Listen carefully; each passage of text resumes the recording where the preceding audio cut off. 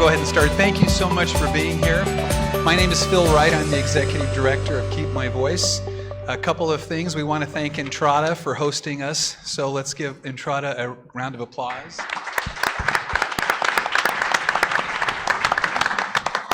I would also like to recognize my team on Keep My Voice for making this event happen tonight. So let's thank each of them. Thanks, you guys. Appreciate that.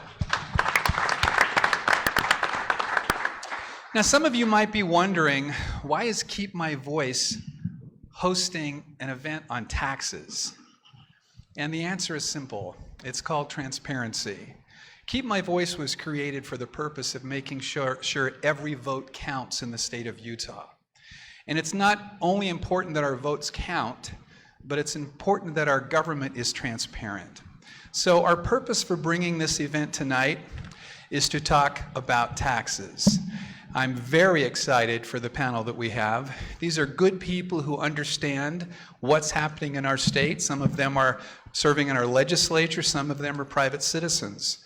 But I anticipate it's going to be a great event. We're happy that they're all here this evening. We're also happy that you're here with us. So let me introduce our moderator, and then he will explain how this is going to take place tonight. I'll turn things over to him, and we'll get right into the presentation. Our moderator this evening is Josh Daniels. He's the Chief Deputy Clerk Auditor in Utah County Elections Office. He got his law degree at the University of Houston Law Center, his BA in Political Science at Brigham Young University. He's also a Marine Corps veteran, and he's the former Vice Chair of the Utah County Republican Party, and he's my friend, and I'm happy to turn things over to Josh Daniels. Thanks, Josh. Hey, thank you, Phil, and thank you all for being here. Thanks again to Entrada and Keep My Voice for hosting.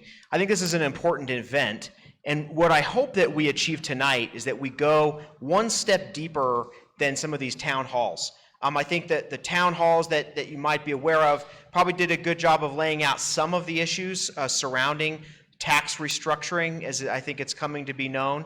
But I hope that we can get into a second layer of detail and analysis in today's discussion. We have some really fantastic people here on our panel. I'd like to briefly introduce each of them and then also give them a chance to address each of you and talk about some of the issues important to them. Let me start by saying, why I'm happy to be here and why I think it's important to be here. I'm a fiscal conservative. I don't particularly like government when it's too big or too expensive, and I, like all of you and all of our panelists, don't particularly like paying taxes, but I understand it's kind of a necessary evil.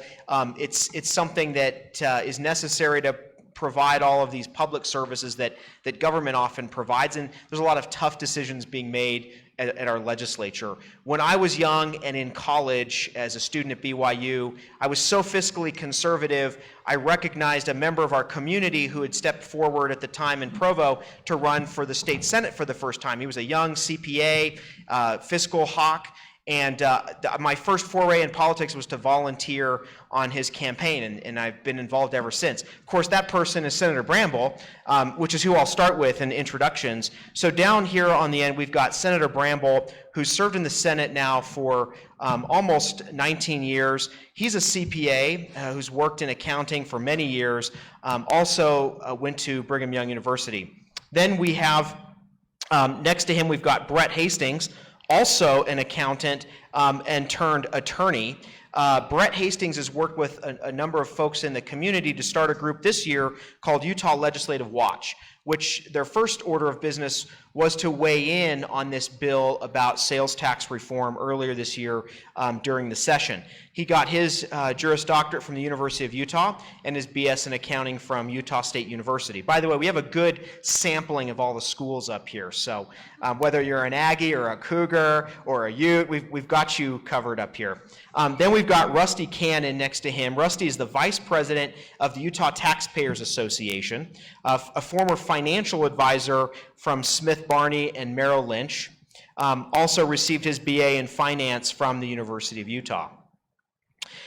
Next to me here, we've got Spencer Evans, a state and local tax attorney, working primarily for clients in the Big Four accounting firms in Utah. He's a former SALT attorney, which means state and local taxes, specializes in working with businesses that collect and remit sales taxes. He once also worked at the Arizona Department of Revenue as an attorney. He received his law degree from Florida State University and his BA in communications from BYU. Next to him, we have Representative Robert Spendlove, current representative from Salt Lake County in District 49. He's been there going on 5 years now. He's the Senior VP of Economic and Public Policy at Zions Bank, received his MPA at the University of Utah, where he's also taught courses in the past. He got his BA in Economics from Colorado Mesa University, and he's the former Deputy Chief of Staff of Federal Relations for Governor Gary Herbert. And he is an economist and has been very involved in some sort of deep analysis on these issues over the last few years. Next to him, we have Auditor John Dougall, our current state auditor. Received his MBA from BYU and his undergraduate degree in engineering from BYU. Also served in the House of Representatives representing this area, District 27, for about 10 years back in the 2003 to 2013 range. And you know, it's interesting to note both Auditor Dougall and Senator Bramble have been involved in nearly every major piece of tax legislation in the past 10 to 20 years. And so we have a really great group of people up here that know their way all around tax policy, and I think will provide an excellent discussion. Let me turn the time over now to Senator Bramble, and let's kind of go the same order down the line here, and just share with us first, a couple of minutes, your thoughts, what you think are the high-level issues, and kind of your opening statement, if you will. Thank you, Josh, and thank you, Entrada, and thank you all for being here. It's a privilege to be on this panel. I think the biggest concern that I have, both as a citizen, as a taxpayer, as a card-carrying tax professional, and a legislator, is the difficult challenge it is to get accurate information into the public arena when it comes to taxes and finances. I appreciate the work that Utah Watch has done, but I could take them to task on the data that they've used to show what proposals are out there. This isn't a debate, but the point is getting clear information. I'll give you an example. $1.3 billion surplus, that's the number that was reported in the media last year. That $1.3 billion surplus was revised down to a $1.1 billion surplus. And so the question, why are we worried about tax reform when we have a $1.1 billion surplus? Here's the reality. We actually have $158 million in the bank that was excess revenue in the fiscal year that ended June 30th of 2019. That's the only real surplus that exists where if you write a check, there's money in the bank to cash the check. The rest of the $1.1 billion is projected revenue, excess revenue in the current fiscal year, and excess revenue that we project will come in the next fiscal year that begins July 1st of 2020. So 1.1 billion consists of 158 million of real money, 389 million of current fiscal year projected excess that by June 30th of next year, we should have about 389 million excess from what the current trends and what we budgeted. And then 775 million is in the fiscal year that begins July 1st of 2020 and ends June 30th of 2021. So when we talk about tax policy and why don't we just spend $1 billion, ladies and gentlemen, there's not $1 billion in the bank. And when we talk about tax policy, as someone that has defended small businesses, the little guy against the overreach of government now for almost 40 years, I will tell you that the real challenge with tax policy, the devil is in the details. The idea that we want to expand the base and lower the rate, that is a truly conservative, and catch me on the time, Josh, that's a truly conservative tax principle. You want everyone to have skin in the game. You want the broader base, lower rate. Reagan did that in 1986, the Tax Reform Act of 1986, that's the year I opened Bramble and Company. Dropped the marginal rate from 70% down to the highest marginal rate was 25%. What they did, the federal government eliminated a whole host of itemized deductions, write-offs, tax sheltering, whatever, in exchange for lowering the rate from a marginal rate on unearned income of 70% down to 25%. Today, I can make a case that the marginal rate is approaching 50% on that much broader base.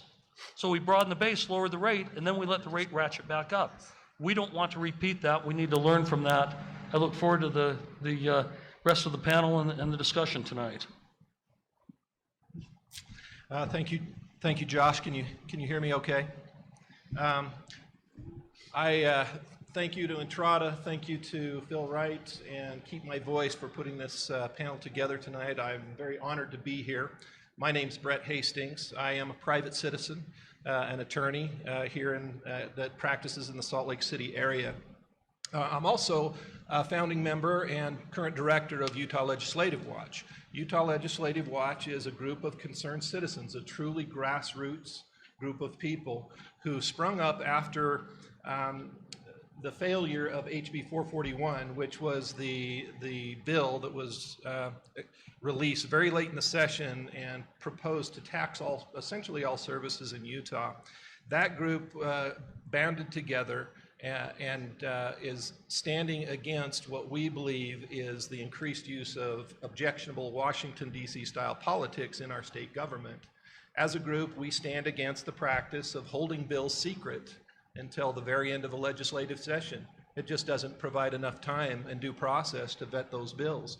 We reject the concept of voting on a bill before that bill has had time to be read and understood, with the idea that our lawmakers will simply fix it later.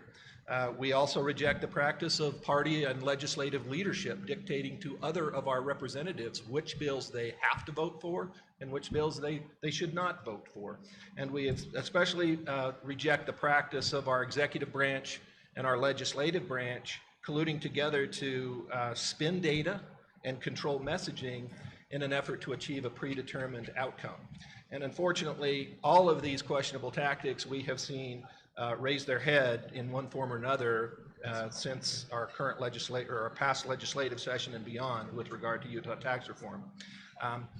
Myself, being a person that's not been overly politically active, this is something new for me, but it's something that I'm very passionate about, and I'm grateful to be involved with Utah Legislative Watch and others who are very passionate about these issues of representative government and good legislative practice. After looking at the data and talking to experts in these fields, both of like mind and with opposing positions, I'm here this evening to represent and submit to the Utah taxpayers that Utah's tax system is not broken, at least not to the extent that many legislators would lead you to believe. Utah government is collecting more tax and other revenue than it has ever in its history. Utah's current tax policy and system scales with population and inflation. In fact, it outscales population and inflation. And any problem that exists in our general fund, which I'm sure is a topic that we're going to be discussing this evening, is over-exaggerated in my opinion and almost completely caused by the practice of legislative earmarking. Of course, I do absolutely believe an important role of our legislature and our executive branch is to constantly be looking at our tax policy and looking for ways to make it better, to make our state more competitive. That's a good thing, and we need to do that. But that policy must be based on three foundational principles. The first principle is that taxes must be held at a minimum. The power to tax is perhaps the most intrusive power that government has on the people. And so we look to our legislators to be a check and a balance on that power. And how do they do that? They have to do the very difficult job of constantly scrutinizing and controlling spending. And in more recent times, the even more difficult job of making sure our government is not injecting itself into areas and activities that it ought not be involved in. Number two, good tax policy is simple tax policy. Overly complex problems to overly complex solutions to problems that either are relatively small or non-existent will harm Utah's economy and Utah's taxpayers. And finally, Utah tax policy must be the product of honest and open debate, must be the product of good data and honest debate from all sides and all interpretations of that data. If the data is manipulated or if the messaging is controlled to only show one side to achieve a predetermined outcome, then we will end up with bad policy.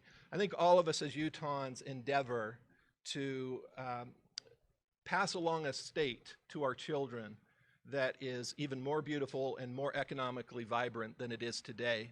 It's a hard job. It's a difficult job, and the devil is in the details. But I would submit to you that the only way that that can be achieved is through honest and open debate and by rejecting objectionable Washington, D.C. style politics in our legislative process. Thank you.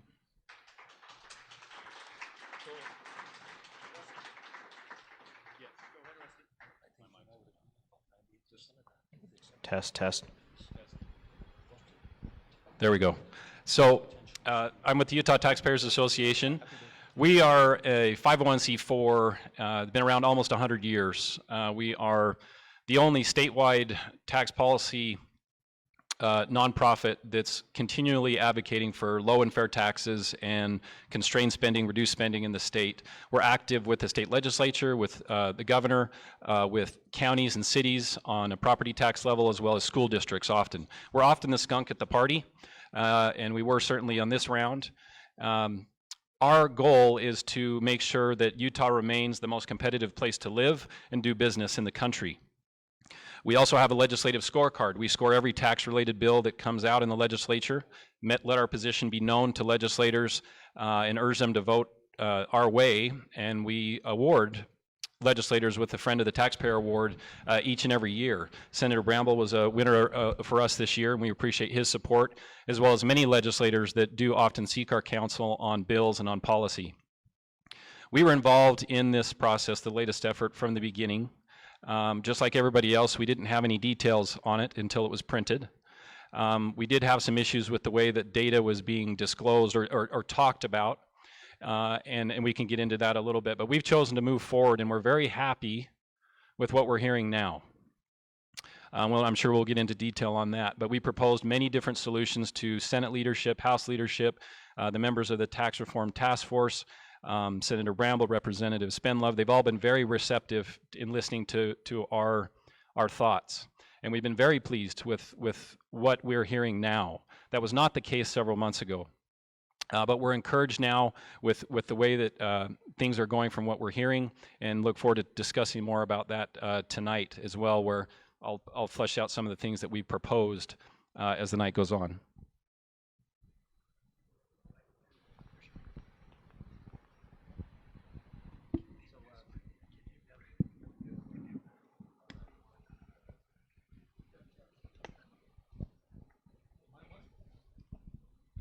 You got this one fixed? All right. So Spencer Evans, here as a private citizen. By day, I'm a tax attorney working at a public accounting firm, have since finishing law school, worked for the Department of Revenue for a couple of years in Arizona, and then went into public accounting, specializing, ironically, in sales tax has been my emphasis and almost sole specialty since finishing and practicing as an attorney. Over the years, I've seen clients come to me with the opportunity to, in some cases, take large amounts of money in the sense of upwards of over $1 billion and decide to open a manufacturing facility or expand another headquarter into another state. And those states have always been outside of Utah. And this was having moved to Utah 5 years ago, and then seeing the Senate bill that came out this last summer and looking at it, I guess I became a little more involved and vocal in trying to communicate, in a sense, my perspective as a private citizen. I don't think anybody in Utah would benefit better from if the legislation had passed than myself economically. But as a private citizen, my concern is that the Utah economy, we don't kill the golden goose, in a sense, and trying to be cognizant of good tax policy, in a sense of trying to make sure that as a citizen I can communicate with my legislators with regard to what may be going too far in taxing services that other states just don't tax, and in trying to leave exemptions in certain economies where we want to drive economic growth. I look, for example, at some strong economies that lead the nation. in growth and development, and certainly California is one of those from a technology perspective that do not tax software as a service, and some of these other things that seems to be kind of the bread and butter and the backbone of driving Utah's economy, and I want to see that continue to stay tax exempt, as well as all my clients as well in private practice. Like to thank Entrada for hosting tonight, and like to thank Phil and your organization for being here to present, to conduct this, and also being one of the only organizations from a news outlet that I saw at the roundtables that were held by the legislature to kind of discuss this as an open forum. Is this on? Okay. Hi, I'm Robert Spendlove. I just want to start off by just thanking Entrada, especially for the disco ball. That really sets a great tone. I appreciate that. We've never had that for tax policy before. So I agree with a lot of what's been said already, but I just want to kind of lay out the way that I look at it. I've been kind of working on tax policy as an economist for a little while now. One of the problems we have, and I said this when I spoke at the Taxpayers Association, what was that, back in April? May. The state of Utah does not have a revenue collection problem. It has a revenue distribution problem. We've essentially, and you're absolutely right. It is because of past legislative actions. But what we've done is we've essentially locked up these different pots of money in different areas, and now we're so constrained that we don't have the ability to move it around. We've got earmarks for education, we've got earmarks for transportation, we've got earmarks for water. We've got all these different pots, and we can't move the money around the way we need to. So the result, and then you add to that these what I call misaligned expectations. And I don't know, well, I think it's a combination of what the public expects and also what we interpret that the public expects. So let me give you one example. Medicaid expansion. It's an area that I've been troubled by for a long time, not because I don't want to help people in need, but in order to do this, we have to have the money to have a sustainable program. So what did the public do? The state of Utah, and I know it wasn't this area, but the state of Utah in total voted to expand Medicaid. And the state of Utah voted to increase your taxes to increase the sales tax by 0.1% from 4.75 to 4.85%. However, they didn't expand it enough to cover the cost of the expansion. So raising that general fund or that sales tax by 1/10 raised $90 million. But it costs $110 million to run the program in year one. So what are we supposed to do? We just continue to be piled on with these unrealistic expectations. And what's the result? Well, so here's the result as of the end of the last fiscal year. This is according to the official revenue estimates. The education fund has $140 million surplus. The general fund has a $43 million deficit. So we've got, number one, we've tied up the money. We put up all these walls between our revenue sources, and then we keep expanding government, but we can't provide the revenues to fund that expansion. So we've got to do something. Now there's a lot of different options, and that's what we've been discussing in the Tax Reform Task Force. We can change the Constitution to free up that money. We can change the food tax, restore the food tax. We can change the gas tax. We can get rid of the earmark for transportation. There's a lot of different, and of course the big one that was mentioned is expand the base on the sales tax to include services. Now, I don't have a pre-described solution to this, but we're in this position now where we've been able to kind of play games for the past 2 decades because of a constitutional change in 1996. But now we've run out of that ability, so we have to say, okay, it's time to start making the difficult decisions. And those can include changes to our structure, but we've also got to get serious about questioning how government spends our money, what is really relevant, and we've got to be saying where are areas that we can be cutting back.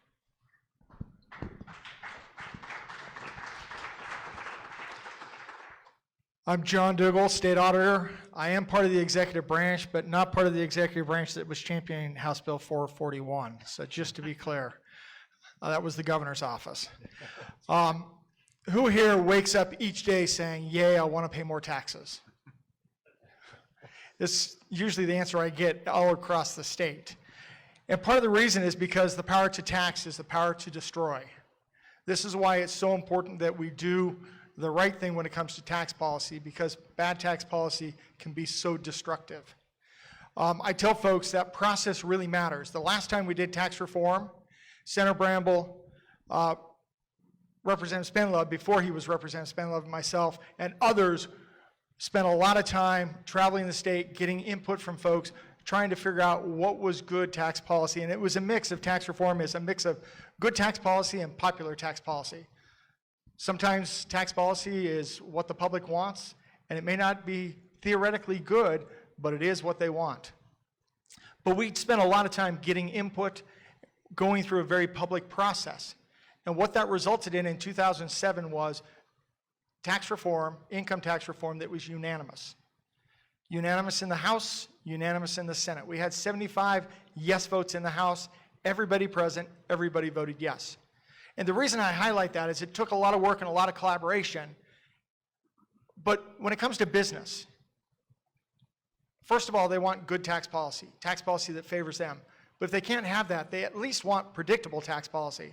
The last thing you want is tax policy that's going to be bad and whipsawing back and forth that's unpredictable.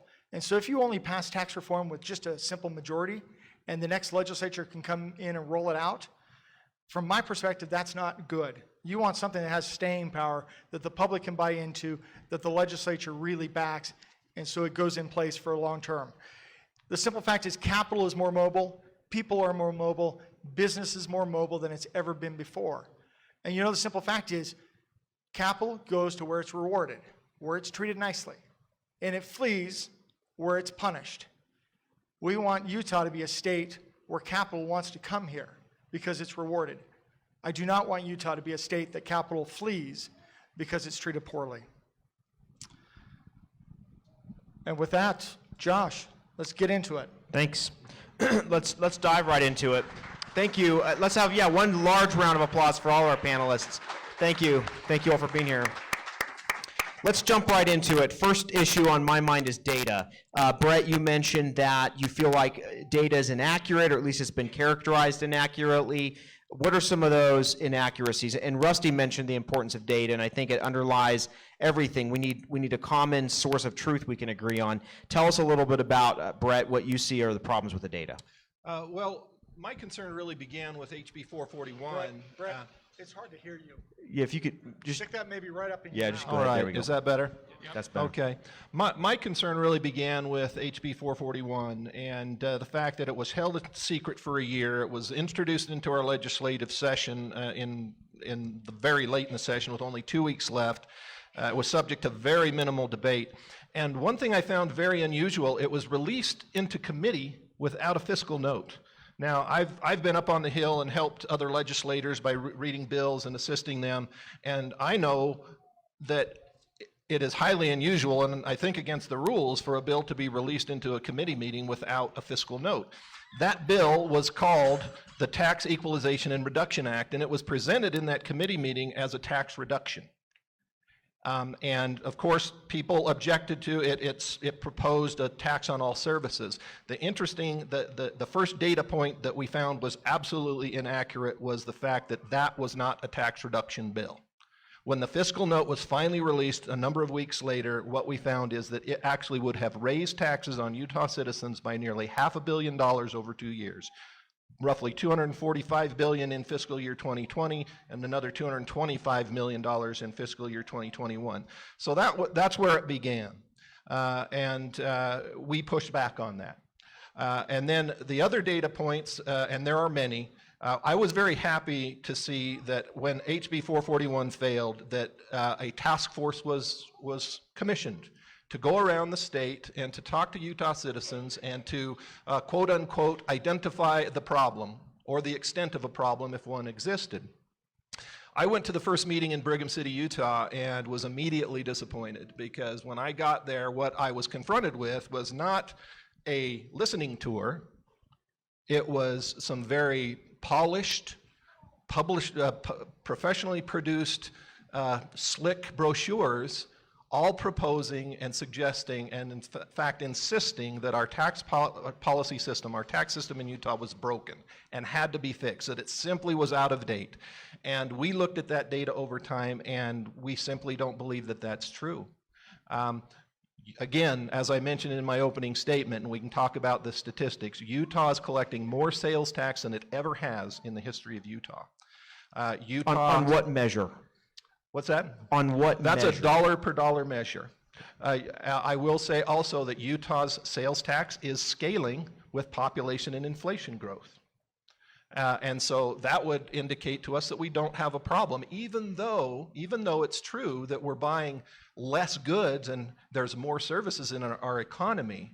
What you see is that that's been adjusted for in two ways. Number one, yes, there's more services, but we are buying plenty of goods and collecting more sales tax than we ever have before as a consequence. But also, as our services have increased, that mix has increased, the legislature has raised the rate. Therefore, we're collecting more. I think talking to Auditor Dougall's point, talking to the point of capital potentially fleeing the state, one of the most important principles of our tax policy is to maintain our competitive edge against states around us. And if we had passed HB 441, capital would have absolutely fled this state because we would be the only state in the whole United States taxing services to that degree. And capital would have fled the state. So there's a lot I could say about that, but So on the data point, let's go to Representative Spendlove. Not that you were the sponsor of this bill, but it being a House bill, 441. So fiscal note characterizing HB 441 as essentially, in the words of Brett, well, not in the words of Brett, in the way I interpret it, as a net tax increase. Do you think that's accurate? Is that true? So the fiscal note that originally came out on the bill, on the original bill that came out, that is correct. It was a revenue increase or a tax increase. Now there's a reason the bill's dead. That's one of the reasons. It's interesting when people say that leadership forces members to take certain votes. If it were true that leadership wanted that bill to pass, then it would be law right now. But the legislature looked at the bill. And by the way, what's interesting, everyone focused on House Bill 441. There were several different tax-related bills during the session. There was actually one proposed, a Senate bill, to make the constitutional change that we've been talking about, to allow all income taxes to go beyond just education. That was a bill during the session. There was also a bill to increase or fully restore the sales tax on food. That was another Senate bill. That was during the session too. House Bill 441 was another bill. So essentially what happens during the legislative session is any representative or senator can have any bill drafted that they want. I think right now our count is there's something like 500 bill files for the 2020 session that have already been opened.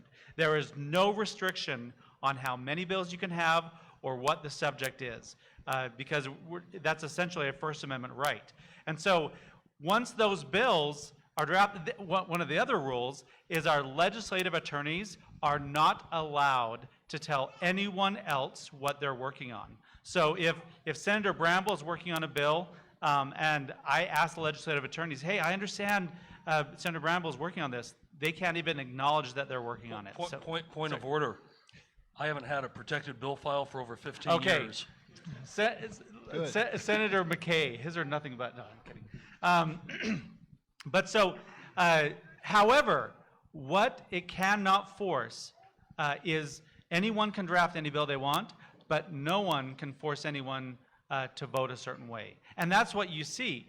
The bill sponsor was working on that bill for a long time, but it wasn't quite ready to see the light of day, let's just say it that way. And so the result was, once we saw the fiscal note that was not what we expected, once we started to debate the specifics, it was clear that it wasn't ready, and so the bill failed. And I think that's a sign of how this process should work. We don't want Nancy Pelosi saying you can read the bill once we vote on it. So, quick true or false question. True or false, was it the intent of the majority of the Republican caucus in the House that a bill like this would be revenue neutral? False. The goal was for it to be a tax cut. And that is still the goal. I can tell you personally, I will only support any tax reform plan that results in a tax cut. Great, thanks. Let's go to Auditor Dougall to weigh in on data. You don't have to applaud me. I was going to go back to 2005, 2006. We spent a lot of time modeling different scenarios in our tax proposal. Some joke that we had thousands and thousands of scenarios that we modeled, because what we were trying to tens of thousands. Yeah, what we were trying to do was say, how do we avoid tax losers? We wanted to make sure the overwhelming majority of Utahns either saw a tax cut or no net tax increase. And I think, and Senator Bramble, correct me if I'm wrong, it was something about 90% saw either a tax cut or no net increase. Actually, it was 96% of all taxpayers got a tax cut of some magnitude. The 4% that didn't had taken extraordinary advantage of certain special interest loopholes that we intentionally closed. Yeah.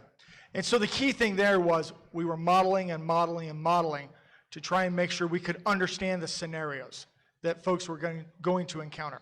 Now, I'll point out, modeling income tax is easier than modeling sales tax that you've never collected, okay? So we were dealing, while it was very complex, it was an easier scenario. So that's one of the things, when you go down the road, whatever tax reform takes place, I would advise, yes, you work to get that data, you try and figure out how to model it. I wouldn't even say you have one source. You have 2 or 3 different models that kind of triangulate to help you see, are you in a good spot, whatever solution the legislature moves down the path on. But be cautious in going down that path.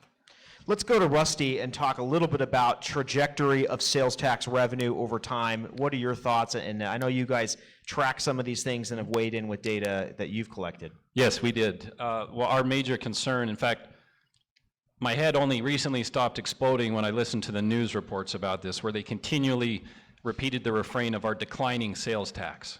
And I just scream at the radio every time I heard that. Sales tax is not declining. And it took us several months to get that message finally through.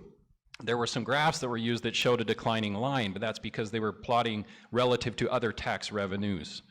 And the fact of the matter is sales tax has been growing and is growing. There is a difference in opinion when you parse the data, is it keeping ahead on a per capita inflation adjusted basis.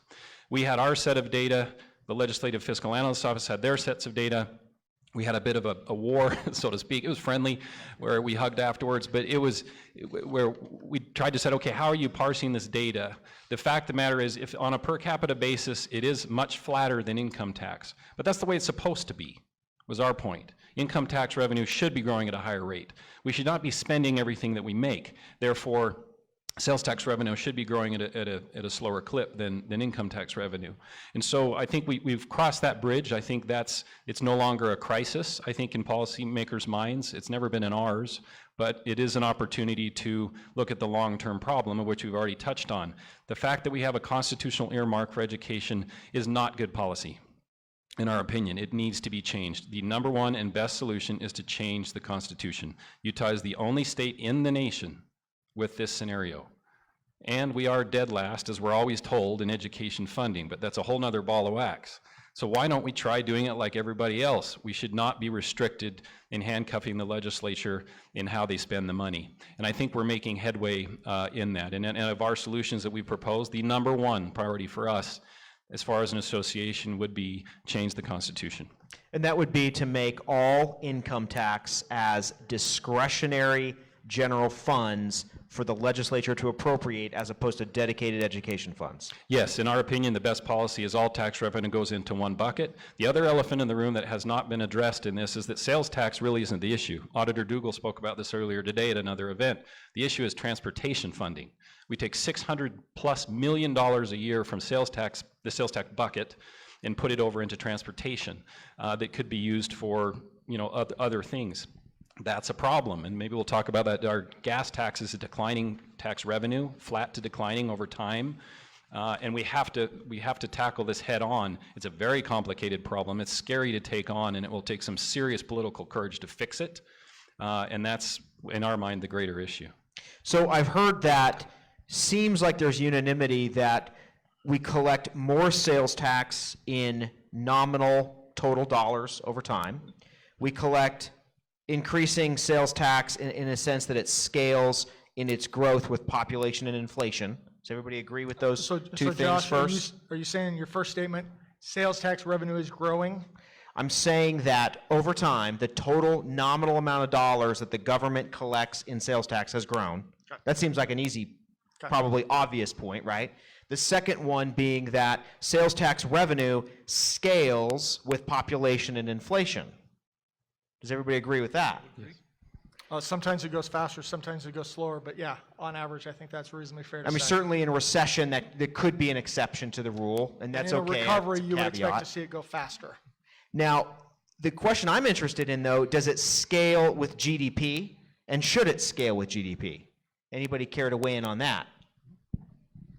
I'll jump in there. I absolutely believe that the data, as I analyze it and talk with people about it, shows that sales tax does scale with GDP, especially when you look at it properly, and that is you add in all of the earmarks that would typically flow to the general fund. You also add in fees and other things that are collected that would flow into the general fund.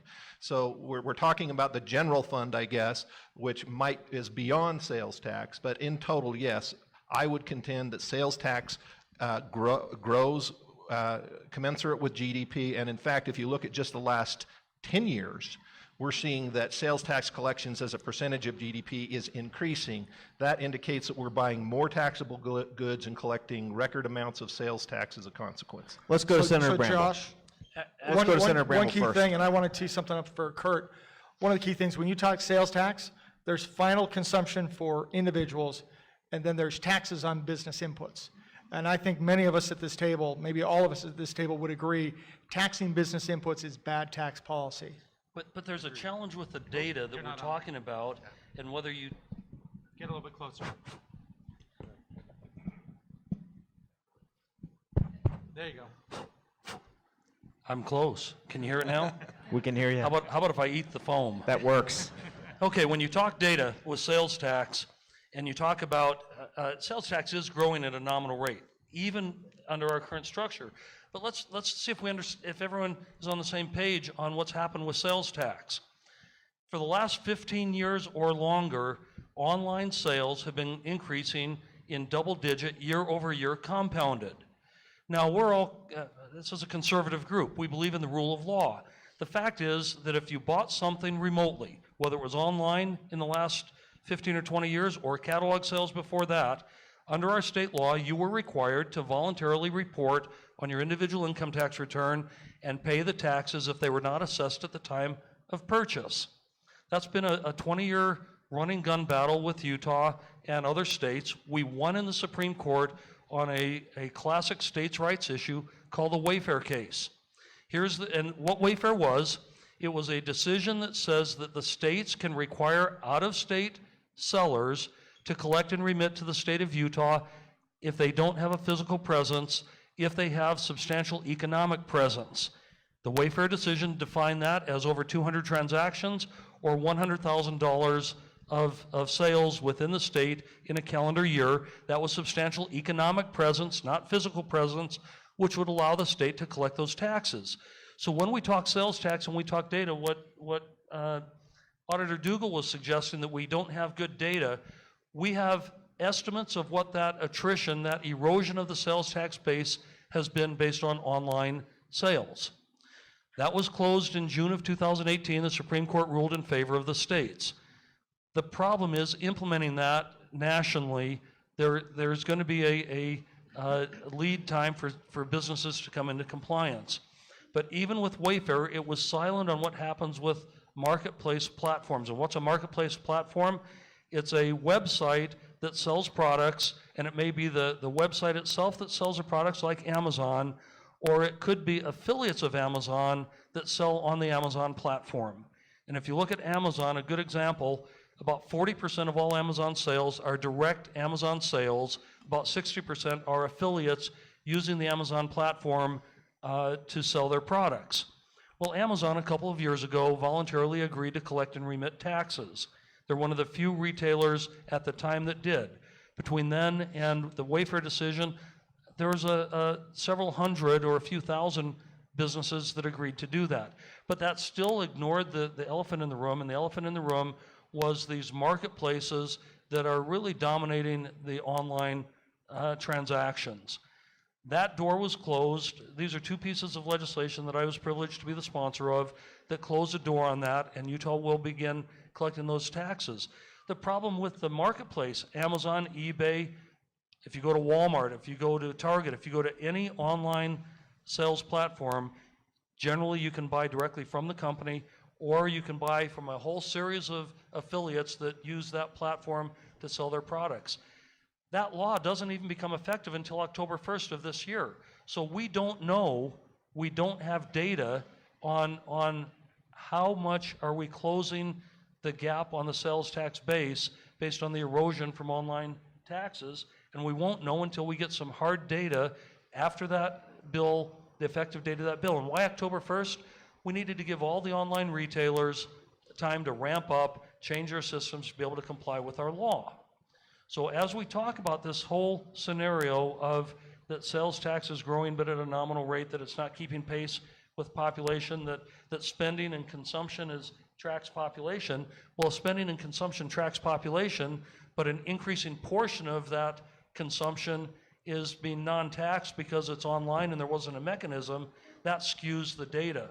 So many of us want to push pause and say, what is the real impact of now requiring all out-of-state businesses, particularly those marketplaces, to collect and remit taxes to the state of Utah? Again, ladies and gentlemen, this is not a new tax. This is taxes that every one of us have been obligated to put on our tax returns for longer than I've been practicing, longer than the last 40 years. So when we close that, what will that do to shoring up that sales tax base before we begin a discussion about expanding it? So, And Josh, if I could go ahead. Let's go to that. Spencer. So to take off of Senator Bramble, on that point, it's premature in my mind for Bill 441 to have those discussion of we are in this massive, the sky is falling, we're in this massive deficit, we have to get more sales tax revenue, we have to fix it this way, is kind of how I felt when I would go to the town hall meetings and see the slick presentations that were made. When the states were, South Dakota was suing Wayfair and some other vendors that won. As part of that lawsuit, Colorado and 41 other states, including Utah, filed an amicus brief with the U.S. Supreme Court in that they laid out, at that point, projecting how much revenue was being lost, and the states claimed, based on National Conference of State Legislatures, NACUSL data from 2012, that the states were losing $23 billion in 2012. On Utah, if you go to NACUSL's website and look, Utah was 800,000 of that 23 billion is projected in 2012. So, roll the clock backwards, and it should be potentially projected to be more than $800,000. And so looking at this and not knowing how much how much taxpayers in other states have been remitting to Utah since they've been required January 1 of this year or coming October if they're in a marketplace provider, it seems premature to be saying the sky is falling, we have to charge more sales tax and broaden the base. To me, it seems more of a, hey, let's go ahead and pass some legislation really fast before taxpayers really know what the facts are, and we can say the sky is falling before we get, another $1 billion or $800,000 of sales tax revenue, like the state claimed in its amicus brief to the U.S. Supreme Court and represented that to the Supreme Court 9 in order to get their decision. And so data is a problem. It's a 2012 problem. It's a problem today of how much the shortfall is. We don't know. But to pass legislation saying that we're massive deficits when you got this new legislation that's going into effect in support of Supreme Court law seems great. Actually, the data from Dr. Fox out of University of Tennessee, which he's kind of been the national expert in this arena. And by the way, ladies and gentlemen, I just finished being the president of the National Conference of State Legislatures. So I've been involved with their state local tax task force for the last 15 years. The estimate for Utah was about $330 million on the high side, about $80 million on the low side. The problem is we've got some data that says Amazon, their 40% of their marketplace has collected about $40 million historically for the last couple of years, and yet the fiscal note that now requires all platforms, all marketplaces to remit, the fiscal note on my bill this year was only $6 million. So if 40% of Amazon sales represents $40 million of revenue, and now we're going to close the door on Amazon, eBay, and all the other platforms, every major retailer has a platform that affiliates sell on, that only had a $6 million fiscal note. Now, I don't mind that $6 million fiscal note from the point of view of we can only appropriate or put in the budget that which is reflected in a fiscal note. I'm fine with that being very, very low. But the reality is it's going to be much higher than the $6 million. Fox's estimate of $330 million, much of the data. Oh, it's about to get real fun now. It's Wait till the party lights come on. We think it's going to be more than that. But I agree with you, the problem is we don't have that data, and we won't have it until after at least the fourth quarter of 2019. But let's be clear, the system worked. The Speaker of the House pulled the bill from the debate calendar. It passed out of committee, and we can argue about twisting arms and all those kinds of things as part of the political process, but the process worked. The Speaker pulled the bill from the debate calendar, the bill died, there was very little support in the Senate, we never saw it, and now we're having a discussion of what, if anything, should we do to our taxes. I opened a bill file last May, not to get in front of the Tax Restructuring Task Force, but to start the public discussion about removing the earmark. And you'll see that was opened on May 17th, because I happen to be in the camp that believes that earmarks generally are wrong, but the earmark on transportation, here's the problem that we've got. If you've got a lot of general fund money that's sitting there, and you have a critical mass of advocates who believe that that money should be spent on social programs like Medicaid and a host of other entitlements, we wanted to, the reason that we did the earmarks on transportation was essentially to take that money off the table so that we wouldn't be putting it into expanding social programs. Was that a good or bad decision? Hindsight's always 20/20, but there were some reasons why those earmarks were done at the time. They may have outlived their usefulness. We may have a different landscape today, but we need to be accurate on how we're looking at the process. I'd like to make a comment about Wayfair really quick, just a couple minutes, because this is where I see a frustrating disconnect between the message that was taken around the state by the task force and the realities of the Wayfair decision. Yes, absolutely, I agree with Senator Bramble, with Spencer, that we don't know how much money is going to come in because we can now expect to collect sales tax on these online sales. Sales tax we were not collecting for the past several years. But one thing we do know, absolutely, we're going to collect more than we did before, because before we were collecting zero. So that's at least an argument for the status quo and an argument against radical and risky tax reform under the theory that our tax system is broken. Why can't we wait and see what the numbers are? It sounds like they're going to be anywhere between $80 million and $800 million a year. So we should wait. I think it's premature, just as Spencer said, and it is frustrating when we are told through a propaganda campaign that our tax system is broken, yet I believe many of our legislators understand that we're going to have this massive increase of sales tax dollars coming in starting in October. We don't know what it is, but we know it's going to be more than it was. So let's transition then to a deeper discussion about the quote erosion of the sales tax base, because part of it was online sales, remote seller transactions. That's largely been fixed, both through state statute and through Supreme Court decision.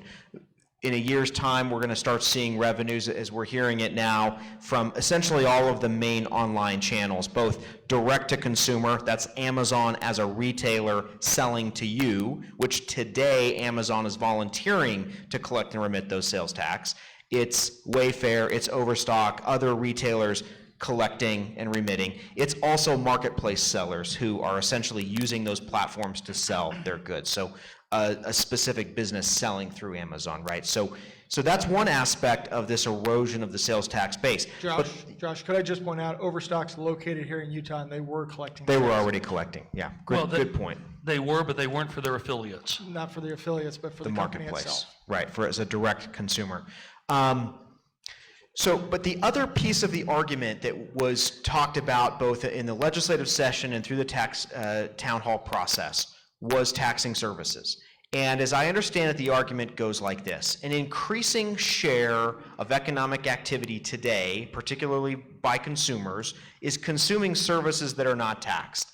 So using an analogy for my own household, a couple of things are happening. Number one, I can walk into Walmart, buy a massive and highly advanced television for $400. 10 years ago would have cost me $1,200. And oh, by the way, all things being equal, I likely make more money as a household today than I did 10 years ago, both from economic expansion and inflation.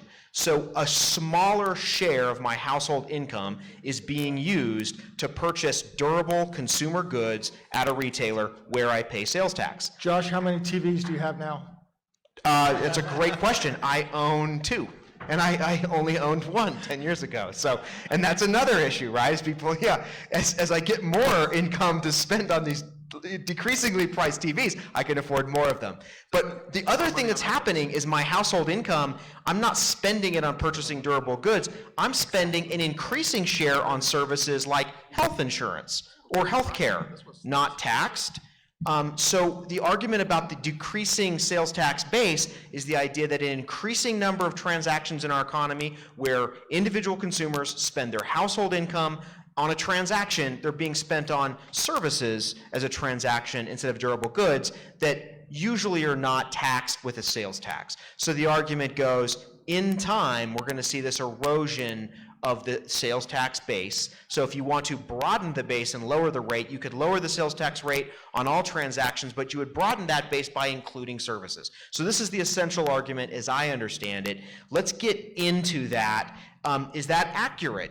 Is that true that our sales tax base is eroding in terms of services? I'm going to pick on Representative Spendlove just because you've been in those tax town halls. You're in the House. You're an economist. I'd like to start with you.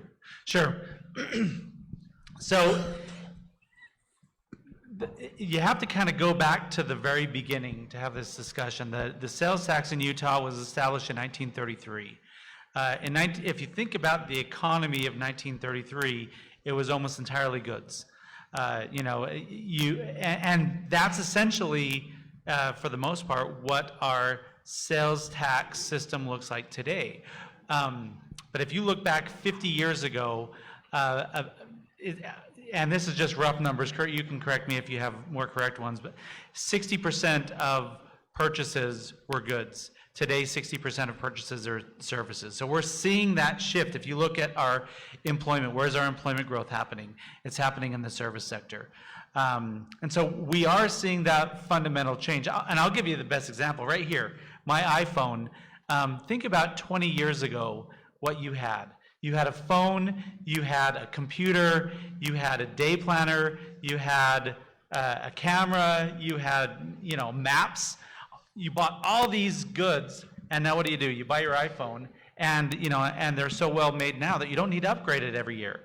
This one is 2 years old and I don't have any intent of upgrading it. Now, on the other side, so think about what your kids did, or what you did when you were kids. You went out and bought your Nintendo, and you brought your Nintendo games. You remember the ones you had to blow on? And each one of those cost $45. Apple just rolled out a new service. For $5 a month, they will give you, right now, you get 100 games, and they're going to be adding more. So who in their right mind would buy, like Xbox games? Now, today they are still more powerful, but that's where it's moving. We don't buy stuff, we buy services. We buy the game subscription, we buy Netflix, we buy think about software. We're in Silicon Slopes. 20 years ago, how did you get your software? You bought a DVD. And that DVD, when you bought that DVD, you paid a sales tax. What do you do now? You pay $50 a month for your Adobe service. And so we are seeing this change, but the question is, what do we want to do about it? So there's the tax policy, and the policy behind it is you want to have the broadest base possible of your tax system. You want to spread that tax system as broadly as possible, and then you want to keep that rate as low as possible. Now, we ran some numbers on this during the session. We found if you literally taxed every single good and service that is provided in the state of Utah, you could take that tax rate from 4.85 to literally under 1%. But do you want, but then you kind of go from the plain policy to what do we value as a society? Do you want to tax your home sales? Do you want to tax medical services? When you go to the emergency room, do you want a tax added on top of that? Do you want to be taxing business inputs? What are business inputs? It's essentially as a product or good goes through the process of producing a final good, do we want to tax every step of that process? We call that pyramiding, where you start stacking tax upon tax upon tax, and it's generally considered to be bad policy. So that's where we start to bring in all these different components and say, okay, where do we want to set this policy? We want to go really broad and get that rate very low, or do we want to say, let's just take a smaller approach, maybe identify those services that used to be goods, and kind of focus on that? That's the debate we're having right now. I don't really have a final opinion right now at this point, but that's kind of where we're going with this. But you've got to be nuanced in that. Let me give you an example, along with what you were saying, Robert. If you buy QuickBooks, you can go to Best Buy and you can buy QuickBooks today. You pay tax on that disc when you buy it. If you subscribe to QuickBooks in the cloud, there may not be taxes on it. Now, should we maintain a consistent tax policy that product, whether you get it streaming or whether you get it from a store, if it's subject to tax, should it matter how that product is delivered? Because not only do we have the issue of moving to a service-based economy, you have those transactions that historically have been subject to tax, but because of new business models and new technology and arcane, our tax law regularly lags by quite a bit behind what happens in the marketplace. So should we maintain a level playing field for someone that uses QuickBooks, whether they get it through the cloud or from a CD? Should we level the playing field on whether you buy a DVD or a Blu-ray or get it streamed through Netflix or whatever? Those are questions. The taxation of digital goods and services, which is a significant portion of this movement to services, what should be the appropriate tax policy is something that not only is Utah wrestling with, but every state in the country right now is wrestling with. How do we keep that playing field level, so if someone is engaged in the same activity, whether it's watching a movie, doing accounting online, or accounting on their computer, whatever, that if there's a tax consequence, that tax consequence is consistent across whatever the platforms are? That's a real challenge. Let's go to Rusty and then back to Auditor Dougall. Sure. So our issue that we had is to solve Utah's problem in our mind. Sales tax on services is, for example, option number 7.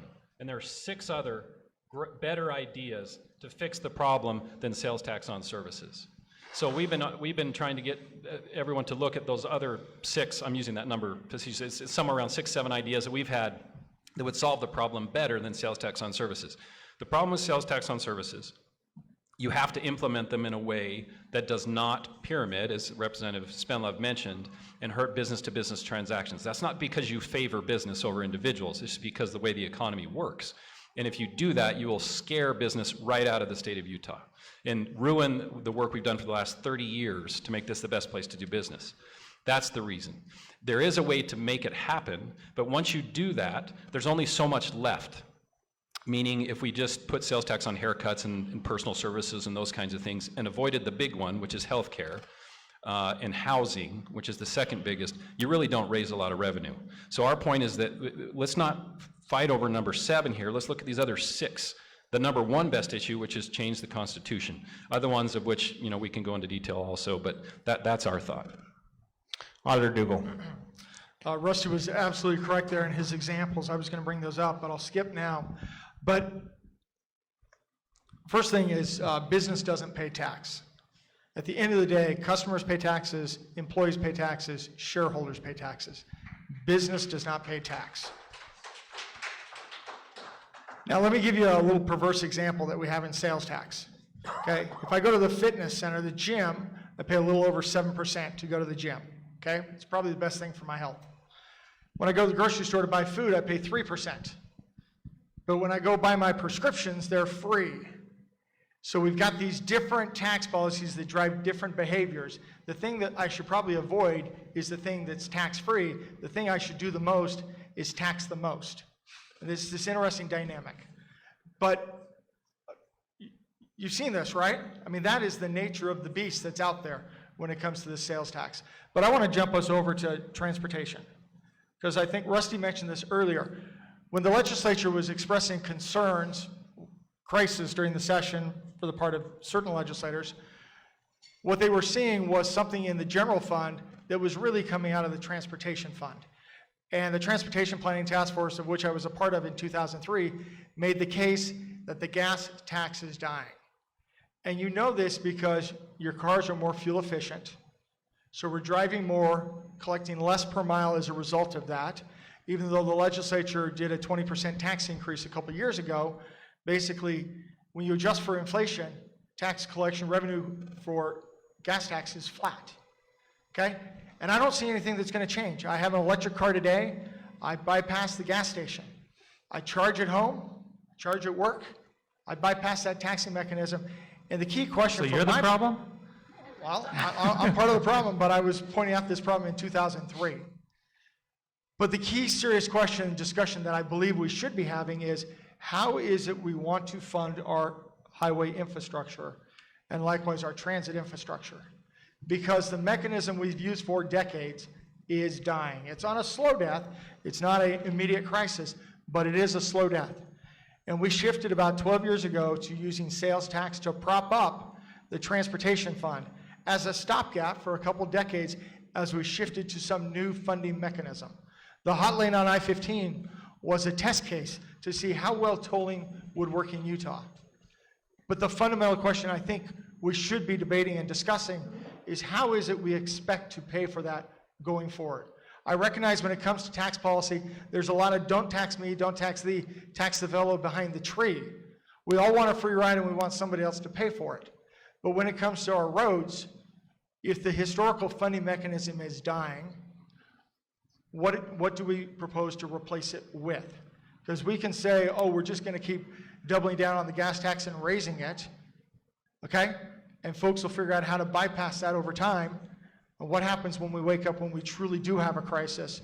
Because we've got so many cars that are either so fuel efficient or bypass that taxing mechanism. And can I just put some numbers on that real quick? There's another issue with that though too.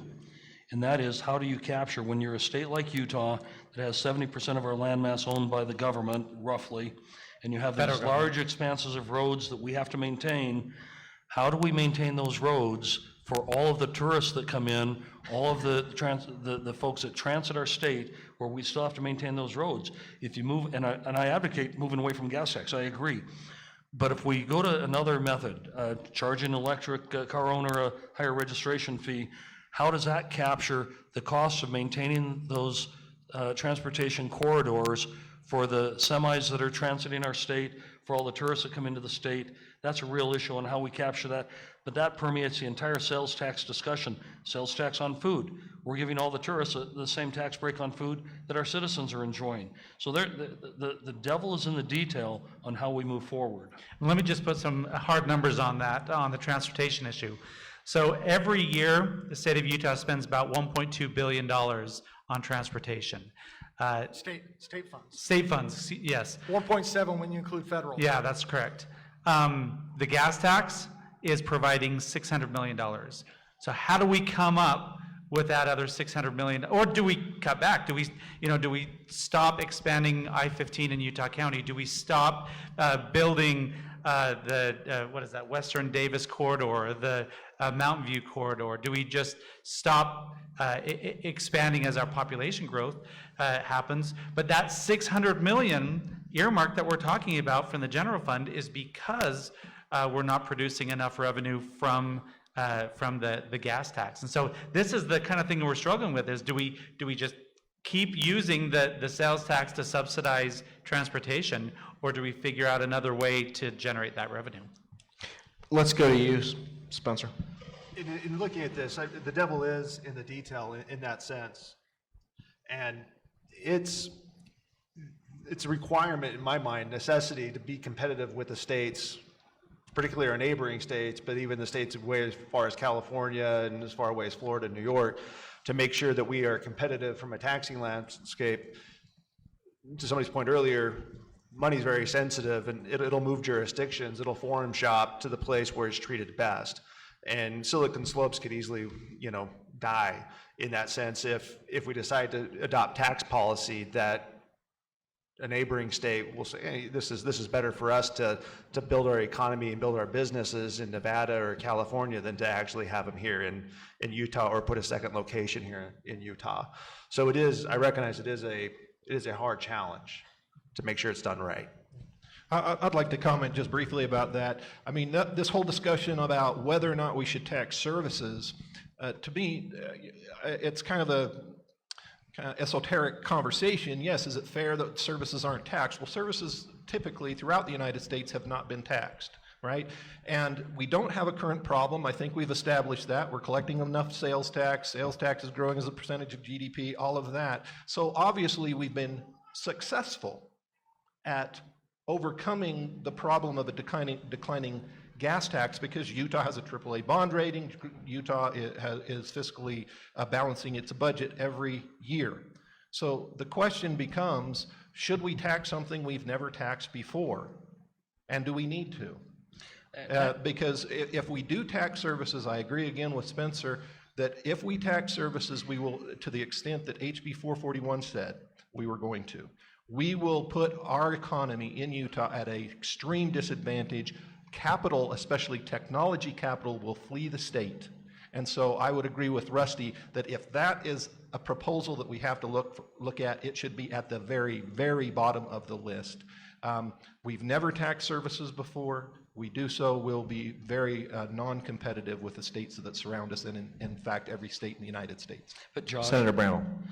one of the, I appreciate that comment, because the reason that Utah has been the #1 ranked state in the nation by the American Legislative Exchange Council for our economy for the last 12 or 13 years, the reason why we are the envy of 49 other states in terms of our tax and economic policy, and I'm speaking now from NCSL's, the National Conference of State Legislators perspective, it's because we don't wait until something becomes a crisis before we address it. We preemptively avoid the crisis. When it was Representative Dougall, John was the very first legislator to introduce legislation to modify our state government pension plan to a defined contribution plan rather than a defined benefit plan, on the basis that employees are more transient, and if they have skin in the game, defined benefit says we define how much you're going to get no matter what the economy does. You're going to get a guaranteed return. Defined contribution says we're going to commit to contributing X amount to a retirement plan we needed to reform our pension plan, not because we were Illinois or Maryland or Kentucky or whatever, but because as a conservative state, we didn't want to be in the hole on pensions. State or government employee health plans, we preemptively reformed those so we didn't run into a problem. And John, what year was it that you and I passed that you were the chief sponsor? I was your sidekick on it. Is this 2008? Probably 7 or 8. The point is that we don't want it. I agree that it's not a crisis. There are several things that we could do right now for the structural. We do have a structural imbalance on the horizon. There is no question that under our current fiscal situation that we have a structural imbalance that we need to deal with. But expanding into services that have never been taxed, I believe, is a bridge too far. Reclaiming those things that were taxed, but now that have shifted to services, that's a discussion that we probably ought to have to decide whether we wanted that to be policy or let it proceed by default. But we shouldn't be criticized for preemptively recognizing that there is a pending problem, whether it's just structural imbalance or more serious, and taking affirmative steps now to avoid that. That's why we've never had anything but a AAA bond rating. That's why our economy's led the nation. That's why our tax structure is one of the more favorable. I think we're 7th lowest tax state in the nation by, and it depends on the metrics you use, but Utah's looking pretty good. And how do we maintain that? I think how do we maintain that edge? I think should be the question. Not that we shouldn't do anything until it becomes an absolute crisis. And I'm not suggesting that we wait for a crisis to occur. I'm just suggesting that if some sort of situation comes down the line, that it's not a crisis today, we don't need to implement radical and risky tax reform today. We can look at all the options, but I would suggest that a broad sales tax on services is one of the very low priorities. There are so many other ways to resolve that issue other than taxing services. One last round of topics that I'd like to get to before we close, and maybe there's a couple more comments on this topic that we're on right now.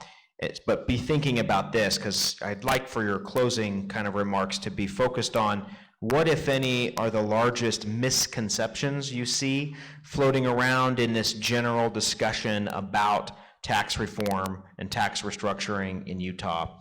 But what I'm hearing so far is that, yes, economic activity is shifting to services. However, if we tax services, that'll change consumer behavior. It'll have economic impacts that are hard to predict and are likely to be negative.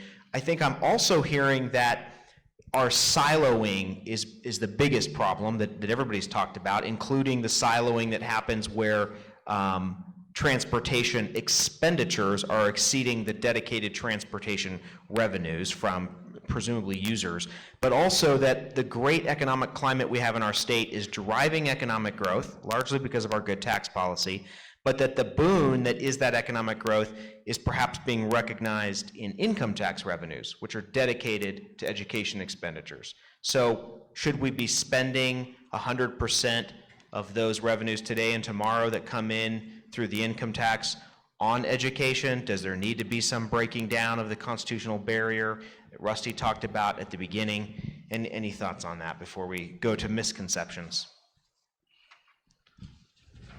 Rusty? Sure, yeah. So to the question of, well, we can talk about misconceptions in a little bit, but the other elephant in the room is that anytime you bring up the constitutional earmark change, the education supporters, I'll call them, will just immediately, I'm sorry to say, they'll just say, well, you just don't like kids, or you don't support education, or how dare you, which is just absolutely insulting to hear, because I love my kids, I love everybody's kids, my kids are in public school. Of course, legislators that sit here and everyone is going to support education. That will not change.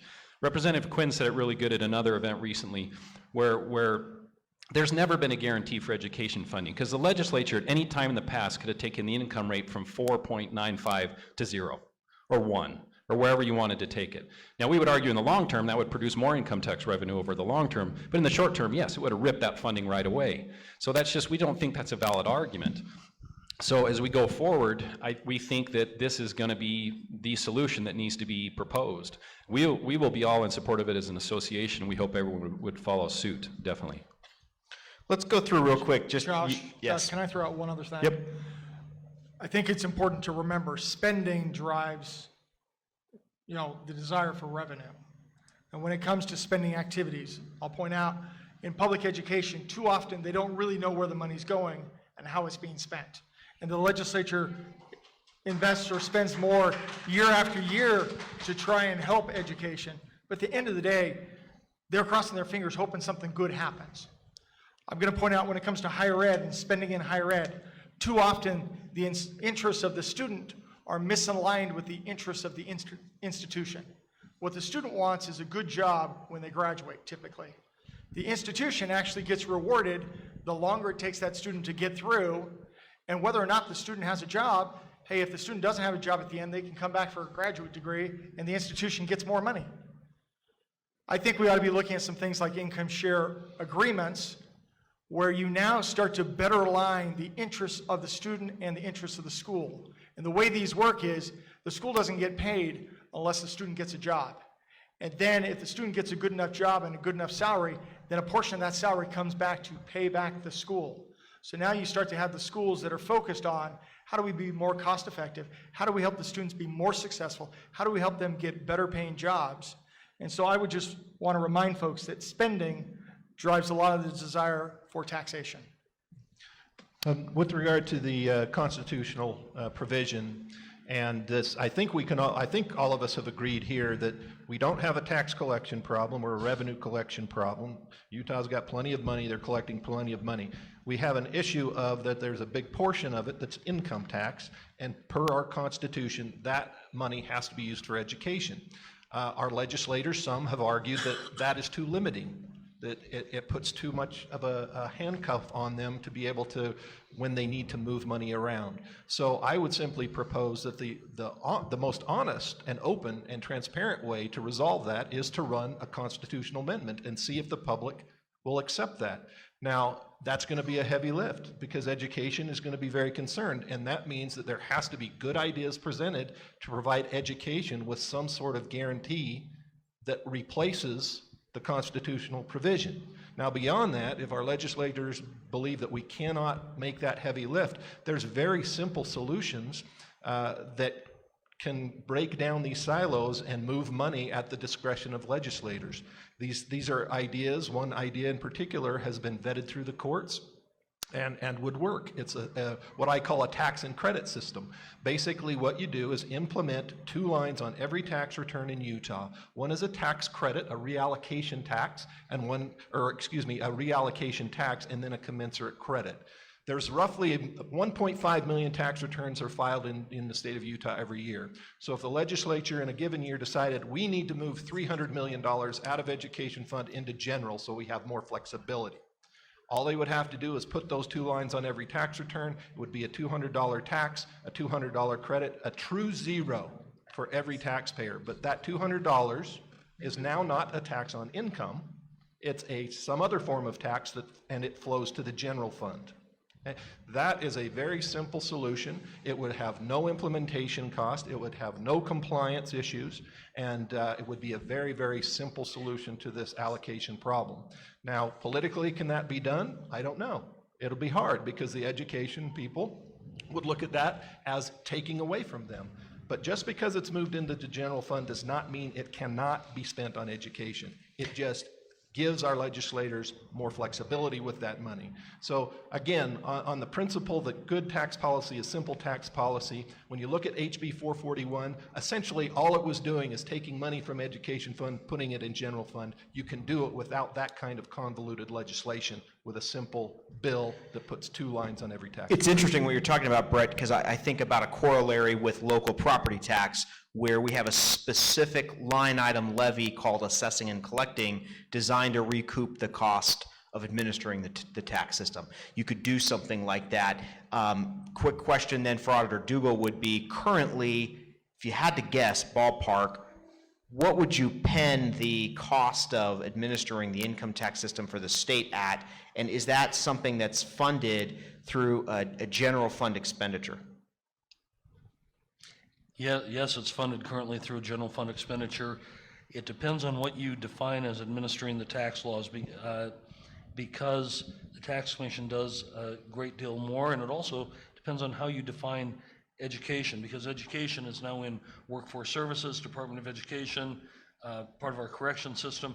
There's a whole host of things that we could do in terms of redefining education.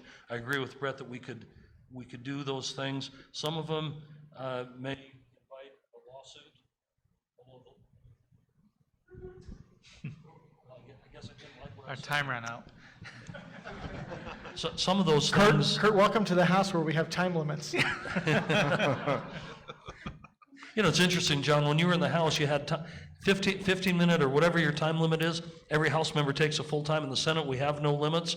So we take very little time unless we want to filibuster. Anyhow. I take offense. I did not take the whole limits. No, you didn't. The point is that, yes, we could do that, but you have to start defining those terms. To put a number on it, you have to define what it is before you can put a number on it. We don't have a really good definition today of what constitutes the expansive penetration of the education system, nor the administration of taxes for that. So it's a little more complex than the simple putting a ballpark number on it. Great We point. do know that our structural imbalance, the pending different silos, is about a $250 to $400 million challenge. We know that that's what's on the horizon. That's about the size of the challenge that we need to fix. But there's a myriad of ways we can go about it, short of taxing services. And I agree with both Rusty and Brett. I would probably put it down, if Rusty said it was 7th on his list, it would be about 700th on my list, okay? And speaking of that, Rusty, the Taxpayers Association has also proposed something similar to essentially a filing fee within the tax return or the tax filing that would essentially transfer what would have otherwise been income tax revenue to the dedicated education fund, instead putting that in the general fund. Yeah, and Brett explained it very well. Idaho does it currently. Theirs is $10. It goes for a completely different purpose, but the idea is on your tax return, you'd have a filing fee, call it, of $100, $200, whatever you could do, and you'd have an immediate credit on your income tax liability. So instead of owing $1,000 in income tax, you owe $900 plus the filing fee. So it's a net zero to all taxpayers, but just simply shifts the money. It's essentially it's an accounting system that would move the money to where we need it if we can't get the constitutional change done. And so I want to go through and just ask a series of yes or no questions about a couple of different topics. Let's just start right there with that one. Do you support and or see in the next couple of years any success to the idea of breaking down the constitutional barrier that silos the education fund? Is that something that you would support looking at? Do you think that the legislature might do that in the next couple of years? Let's just go down the line. We'll start with Auditor Dougall. I think the legislature is going to run a bill. I think there's a decent chance they can pass it. The question is, will the public vote for it? Because any constitutional amendment takes 2/3 of the House and Senate and a majority of the public to vote for it. And I think the public is the harder sell. Representative Spendlove. Yeah, that's my question too, is whether it will be, and that's one of the things I like about the proposal to change the Constitution, is it's essentially sending it to the people and saying, what do you want to do? Spencer. I do not see the constitutional amendment being passed by the citizens. If you tag it an increase to education or police or one of the Tier 3, it would increase, but I don't see them decreasing. Rusty. We'd fully support it. We think you would need to have some agreement from those who are concerned about education, but we think we can, and we think it would pass. I would say that it's a heavy lift, but I believe in our legislature. They can do difficult things, but it would have to be coupled with some other better protection, alternative protection for education. And that's what, and then I do think that I would agree with those who have said that the public is going to be the hardest to convince. I saw a poll out this morning that I think it was by AARP polling Utah citizens, and 67% of them were opposed to a constitutional amendment. But again, I think that it has to be coupled with an alternative and better protection for education. And if it's communicated right, and if it's openly and honestly debated, I believe it can be done. Senator Bramble. Well, the fact is the Senate passed by an over 2/3 majority a partial repeal of that earmark this year. The House didn't take it up. So the real question will be, and I believe the Senate will be favorable on completely getting rid of it, although it's going to depend, I agree it's going to depend on messaging. But here's the reality. If the education establishment looks at this factually, the constitutional earmark has not protected education funding. We can reduce the rate, we can increase exemptions, we can put all of the income tax money into higher ed rather than public ed. It's doing nothing, virtually nothing, to provide this safe harbor that the Education Association is proclaiming. And I think the polling, if you read the questions that are asked on the polling, I think it's very difficult to get an answer. It's really going to depend on messaging, because right now you look at how those questions are framed, and you know what the outcome is to the question is going to be before you get any responses based on how they word the question. So it's going to be a heavy lift. Whether that becomes one of the proposals or not is yet to be seen. Personally, I support it. That's why I opened a bill file on it. Let's go one more question, yes or no, and then we'll go to misconceptions. Sales tax on food. Should the legislature look at putting back some portion, some or all of the full sales tax rate on food? Right now, it's about half the total sales tax rate. Should the legislature touch it in some way? To me, the answer would be yes, with a caveat that we need to address a regressivity through an earned income tax credit or some offset for those that tax on food would create an undue burden. For the vast majority of citizens, they don't even recognize that they get a reduction today, but there is a layer within our state that we would want to protect, because it is by every definition regressive, but it also by every definition would mean that everyone has some skin in the game. Great. I would agree with Senator Bramble. I think that is definitely something that should be looked at, with the caveat that there's the credit to protect against regressivity, that the poorest among us get a credit so that they're not paying a disproportionate amount of that tax. But it would also simplify the tax for our grocers and food sellers. Right now, it's really kind of comical. They have to have this convoluted decision-making process of what is a food and what isn't. Is licorice a food? Is gum a food? Because it's only food that gets that credit. So it would simplify our system, as long as we can protect those of low income so that they're not paying a disproportionate amount. I would be in favor of revisiting and raising that tax and making it more simple. My children swallow a lot of gum. They think it's food. Yeah, we're in full support of restoring that sales tax to its full amount. We've been very vocal about that. Just one thing that most people seem to forget, just very briefly, on this tax. Yes, you can say it's aggressive, but it's the same argument as what people put up with an income tax cut. So if someone who's wealthy goes to Costco and blows $300 on groceries for the next 2 weeks, and you do the math, they've saved about $9 in that reduced sales tax amount. If someone who's of lesser means goes to Walmart and buys the same amount of groceries for the next 2 weeks and spends $70, they banked about $1.40 savings. So who's the winner here? It's the wealthy individuals. This is not nearly as aggressive as people talk about, but actually the ones that are really benefiting are those that spend a lot of money on food. And it also exports to our tourists. As they come in, they pay about 20% of what our understanding of the data is of sales tax revenue. They're benefiting of 20% of this. So we think it makes no sense to keep it where it is and should go right back up. Josh, one observation. This is where policy and politics collide. I agree with Rusty on the policy. I disagree with him on the political reality. And great distinction, too. You can have good policy, but whether it will work and how it'll change behavior and how it'll be perceived by the public are all factors. Spencer? I think that there should be no sales tax on groceries you buy at the grocery store, and I think the full tax should be applied to restaurant, hot prepared food. My personal opinion. Great. Representative Spendlove. I'm open to it as well, as long as we have those offsets for the low income, the earned income tax credit, grocery tax. But the more important thing to me is I will only go along with this if it's part of an overall tax cut program. We can't be bringing in, the estimates are that this could bring in $250 million of revenue. Well, then we need to figure out a way to cut taxes by $250 million to make up for that. Or let's go 260.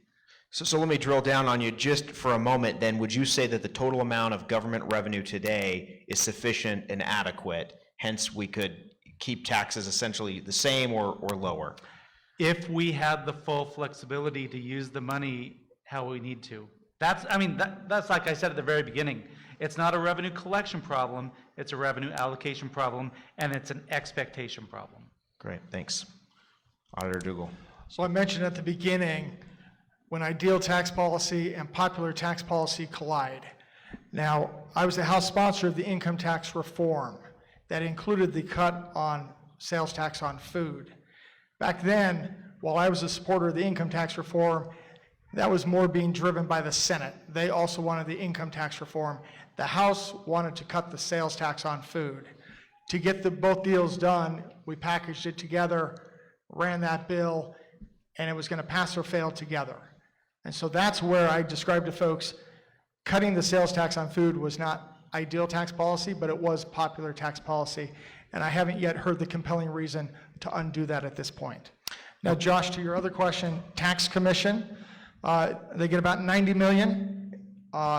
29 million comes from the general fund, 22 comes from the education fund, 6 million comes from the transportation fund, and then the rest comes from a slew of other things, alcohol, motor vehicles, and so forth.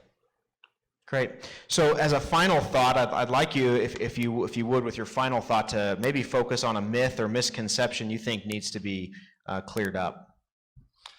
And we'll start with you and work our way back to the Medicaid is an accountable program, and it won't bankrupt the budget.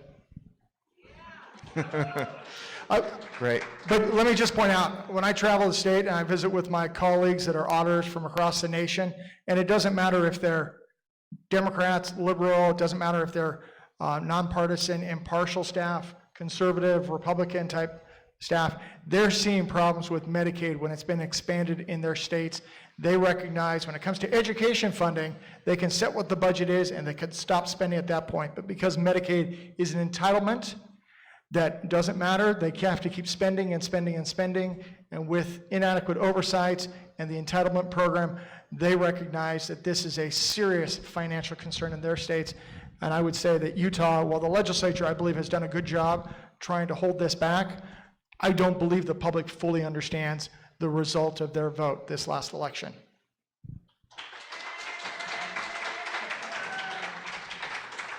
So number one, ditto. But then the other misconception is that people that think that we don't listen or we don't care. And I was just thinking about that. You know, we truly are a citizen legislature. Let me give you an example. Sitting on the second row is our newest member of the House, was elected, what, 10 days ago? 11 days ago, he was just like the rest of you, and you too. And he's already been through a special session, and what is it, And a an legislative interim. summit and an interim. And then 7 days from now, one of our members is going to be returning to the public on September 30th. So it really is essential for us to hear from you. It's essential for you to stay actively involved, for you to let your voice be heard. And I want to thank you for being here and thank you for being active in the process. Spencer. Thank you. I think what common misconception that we saw this last summer with the introduction of a bill, thankfully, that failed, is, you know, hey, the sky is falling, we have all the facts, we know we're going to have revenue shortfalls, we have to get more sales tax revenue. I think that's a misconception and a myth that we don't have the facts necessary to know how much sales tax revenue is going to come in as a result of Wayfair, as a result of passing marketplace legislation, that in a sense that legislation is done and that they don't need to do it anymore. My concern that if that myth and misconception is believed, that we would have had a new sales tax law passing tax on all variety of services that would, in a sense, kill and injure our Utah economy. Great, thanks. Rusty. Yeah, just real briefly, we think the biggest misconception, which I've mentioned already a bit, is that sales tax on services is the only solution. We wish we would have spent the last many months discussing the other 6 or so ideas that we think are better. We think that's the main misconception. And in closing, for us, we would only support a solution if there is a significant tax cut along with it for taxpayers. We propose that it be in the income tax and not sales tax. We don't think cutting the sales tax makes any sense at this point, but cutting the income tax is the right way to go. And we do believe, and I won't get into the weeds on the numbers, but we do believe there's plenty of data and plenty of revenue that where this tax cut could be at least $250 million net. And we will do what we can to make sure that that's considered. So, thank you. Well, Josh, thank you for this time that we've been able to spend tonight, for this opportunity to talk about tax policy in Utah, because truly tax policy, although when you talk about it, your eyes can glaze over, right? And people sometimes get lost in the numbers. It truly does affect every single Utah citizen. It really does. So it's important that we get it right. And I think the biggest misconception, and I've made no bones about it tonight, or in any of the articles that we've published as a group at Utah Legislative Watch, and that is, the biggest misconception is Utah's tax policy currently is not broken. We may have a challenge moving forward, but we are not in crisis. We don't need to implement immediately, even through like a one-day special session of our legislature, radical and risky tax reform. It would be devastating to Utah's economy. Yes, we need to continue to look at the policy. We need to try to improve it and make it better. But I would agree with, I think, everyone on this panel, taxing services should be number 700, perhaps maybe 1,000 of those options. There are really simple solutions, very simple solutions that can be implemented today to solve the allocation problem. Number 1 is the constitutional amendment. Number 2 is the accounting fix if we can't get that done. And Senator Bramble, we started with you and we'll end with you. Well, I agree with all the misconceptions that have been voiced thus far. I think for me the biggest one is that, and a lot of the discussion tonight was about House Bill 441. Let's be clear, House Bill 441 died an unheralded death about a week before the end of the session. All of the discussion about taxes is not designed to resurrect 441. There is no legislative appetite for it. There was no legislative appetite in the Senate. It turns out that there was not an overwhelming legislative appetite in the House. So one of the misconceptions that I see on Facebook posts and a number of things is that somehow the legislature is just looking for ways to raise taxes. We're not. We have a proven track record of reducing the tax burden on citizens of this state that we have demonstrated year over year. If you look at the tax burden today versus the tax burden 20 years ago, the tax burden on Utah citizens today is lower than what it was 20 years ago. And we're going to continue that trend. So there's a misconception that all of this has been window dressing to move forward on 441.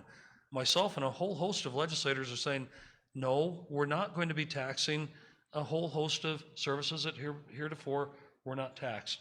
The other misconception is about the size of Utah's government. I'd like to throw out a couple data points if I could.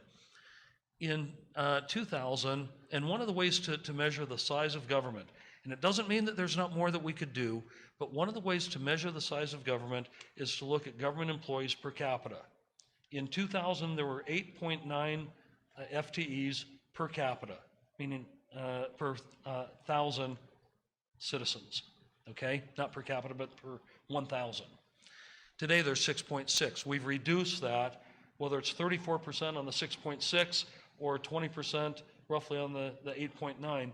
We've reduced the number of government employees per 1,000 citizens by a significant amount over the last 19 years. We're continuing that trend. That doesn't mean that there aren't areas that we can look at where, whether it's in our entitlements, a whole host of areas where we can look at better efficiencies. But a misconception is that Utah is a bloated state that is just squandering citizens' money. I don't see that in the metrics within Utah, and when you compare Utah literally to the 50 other states, one of the misconceptions is Utah's doing pretty well. Great, thank you. Let's give them all a round of applause while we invite back up our host with Keep My Voice, Director Phil Wright, for some closing remarks. Now, was this a great panel or what? I want to personally thank each one of you for attending tonight. Really appreciate your time. We appreciate your insight. And for those of you that are legislators, we truly appreciate the hard work you do. And our citizen activists, we couldn't survive as a state without you as well. So just a couple things really quick. I heard several times about the elephant in the room. And I smiled every time because I'm thinking, there's a lot of elephants in this room tonight. Most of us are conservative. Most of us are Republican. I'm here with Keep My Voice, and two things I want to mention. We're going to have our KMVs, it'll be our second annual KMV Awards, either the first or second week of January. We hope you attend. We had a wonderful event last year, and we're also going to be introducing a very important piece of software we've created called Rank My Rep. And Rank My Rep is revolutionary, it's awesome. It'll give you, as a voter, the opportunity to look at all of your legislators and see how they're ranked from all kinds of different sources throughout the state and throughout the nation, so that you will be able to be more informed as to what your legislators are doing, and you can contact them and talk to them about what they're doing. So thanks so much for being here. We streamed this tonight at KMV, on our KMV Facebook page, so you can go see it. You can forward it on to your friends. Thanks again for coming. We really appreciate it.